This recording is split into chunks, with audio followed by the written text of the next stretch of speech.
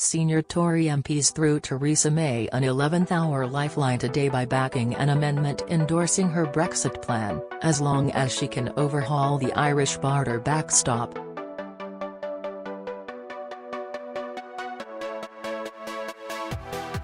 Former ministers Grant Shapps and Nick Boles are among those who have signed up to the proposal, while Boris Johnson also hinted he might get on board.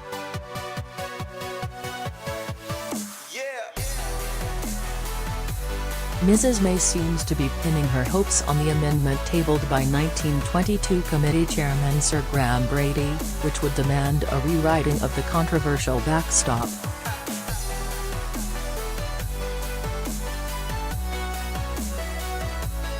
Sir Graham said his proposal would give enormous firepower to Mrs May in talks with the EU, but insisted any concessions must be legally binding.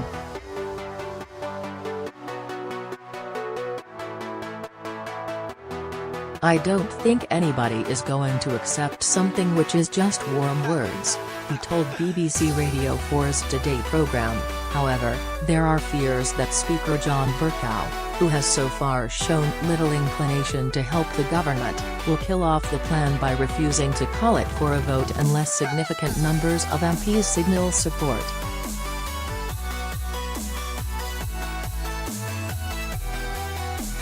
So far just 8 politicians have formally added their names, although more have indicated they will sign.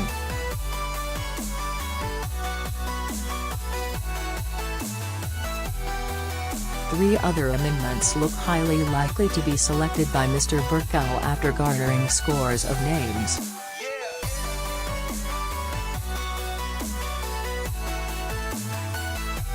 Number 10 has been pleading with MPs not to back a proposal tabled by Labour's Yvette Cooper that would pave the way for a law to extend the Article 50 process.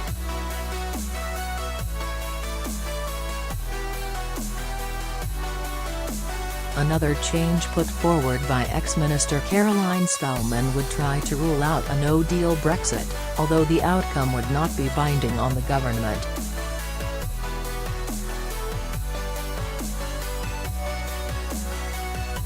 A separate move from Tory MP Dominic Grieve would stage a series of indicative votes to work out what approach would gain a majority in the Commons.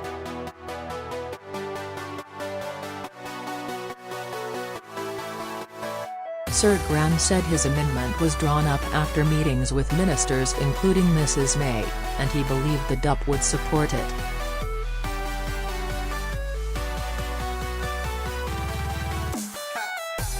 Asked if it had government backing, he said, "I hope so. I don't know. So. The amendment was born out of a number of conversations I had with colleagues including members of the government, including the Prime Minister.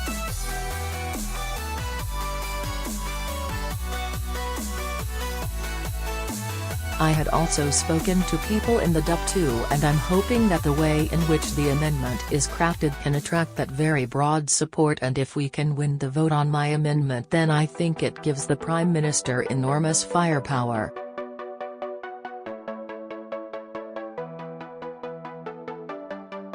The plan being pushed by Labour's Yvette Cooper and former Tory Minister Nick Boles is designed to stop a damaging no-deal Brexit, as it would postpone the March 29 leaving date by 9 months if a deal is not secured by February 26.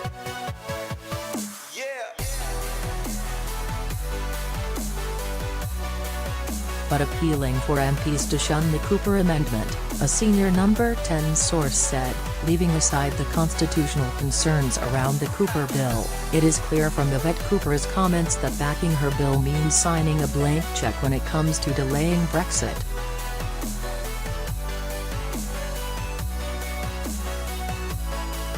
It could mean Brexit is delayed for 9 months, a year, or more. It also opens the door to Brexit not happening at all.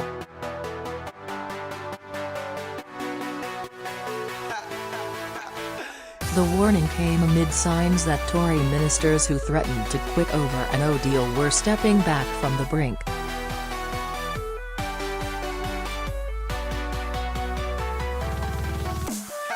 Tory former Minister Nick Boles, a leading supporter of Ms Cooper's plan, told Today there was a great deal of support among ministers and, indeed, cabinet ministers, and they had been pressing for a free vote on the amendment.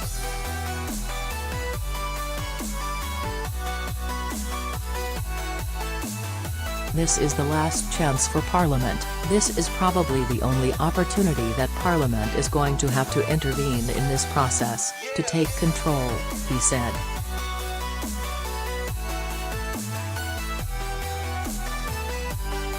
If we don't seize the moment tomorrow afternoon, then we are at grave risk of just driving off the edge on March 29th without really wanting to, and when there might be a compromise we could achieve if we just had a few more months.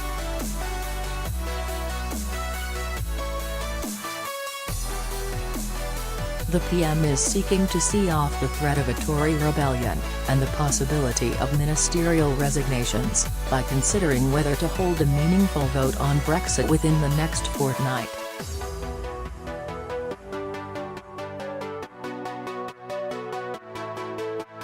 A dozen pro-European ministers, including Work and Pensions Secretary Amber Rudd and Justice Secretary David Gauke, reportedly held a conference call in which they agreed such a move would help defer a potential rebellion.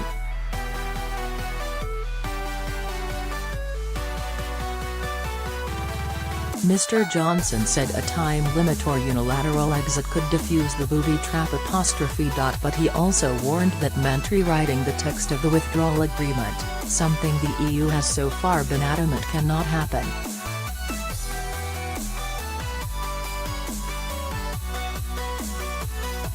Writing in the Daily Telegraph, Mr Johnson called on the PM publicly to confirm a change of heart on the withdrawal deal.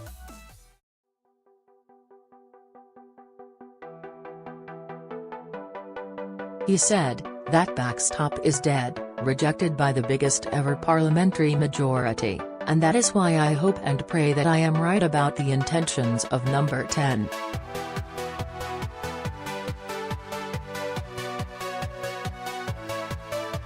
If we mean it, if we really try, I have no doubt that the EU will give us the freedom clause we need."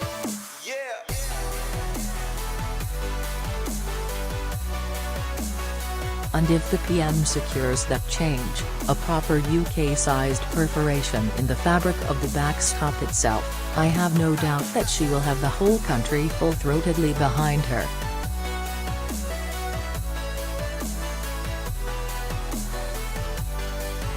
Chancellor Philip Hammond and Mrs May's effective deputy David Lidington have urged Remainer ministers to keep their powder dry rather than joining the rebellion this week.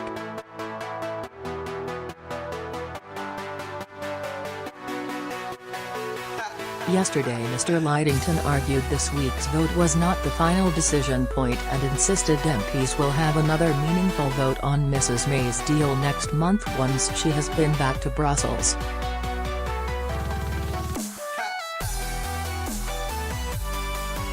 He wrote in The Observer, "If Parliament wishes to avoid no deal, I have no doubt it will find ways to express a view in the coming weeks."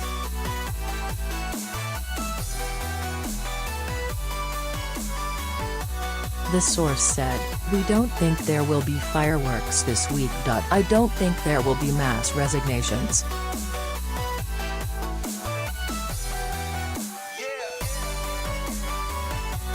People are working hard to make sure amendments go down that keep the party together."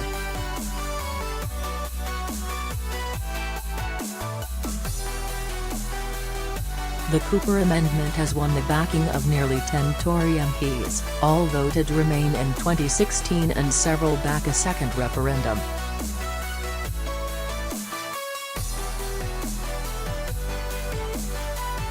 Labour is also expected to whip its MPs to support it.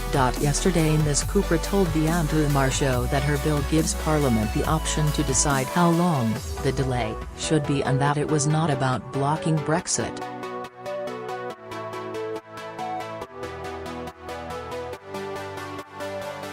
Under her proposal, Mrs May would be forced to ask the EU for an extension to Article 50 if she fails to secure a deal.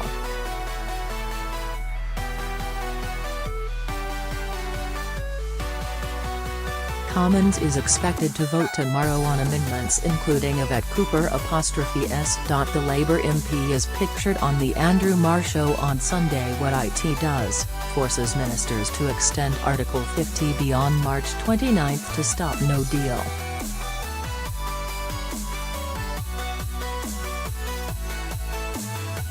Whose plan?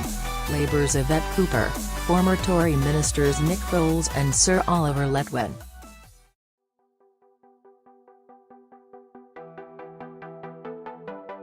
How IT works: ministers lose the power to decide what is debated on February 5, which passes to backbench MPs.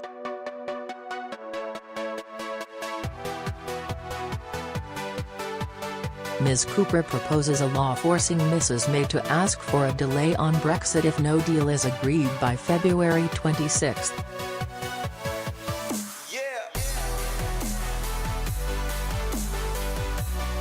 Could IT succeed?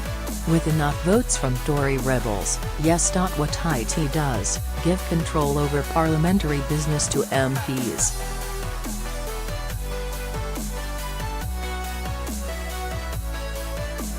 Whose plan? Dominic Grieve QC, former Attorney General and ardent Remainer, and MPs who want a second referendum.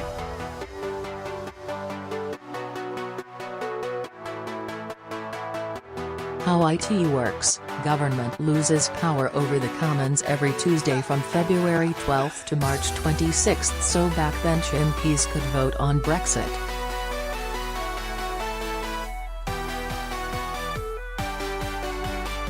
Could delay Article 50 or change the deal to include a customs union or second referendum.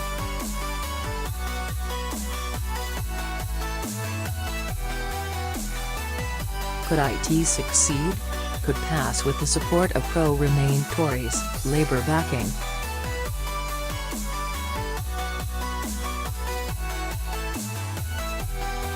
What IT does, demands changes to the deal and hints at a second referendum. How IT works: ministers must let Parliament discuss no deal, and proposes staying in a permanent customs union.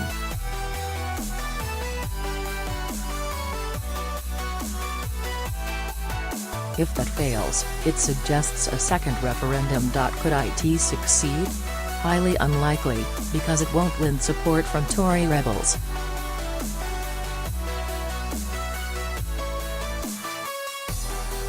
A senior source said, "It is clear from Yvette Cooper's, pictured of the Andrew Marr show, comments that backing her bill means signing a blank check." What IT does, proposes replacing the Northern Ireland backstop with alternative arrangements to avoid a hard border.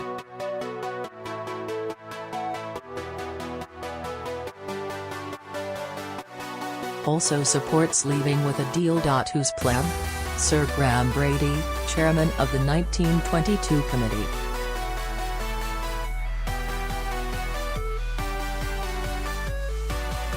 How IT works, allows Mrs May to go to Brussels and say the EU must make concessions on the backstop or get rid of it.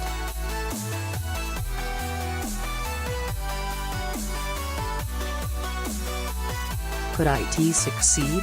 Only if selected by Speaker Bercow, who could ignore it.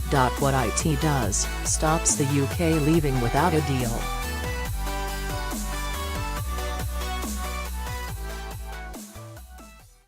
Whose plan? Former Tory Cabinet Minister Caroline Spelman and Labour MP Jack Dromey.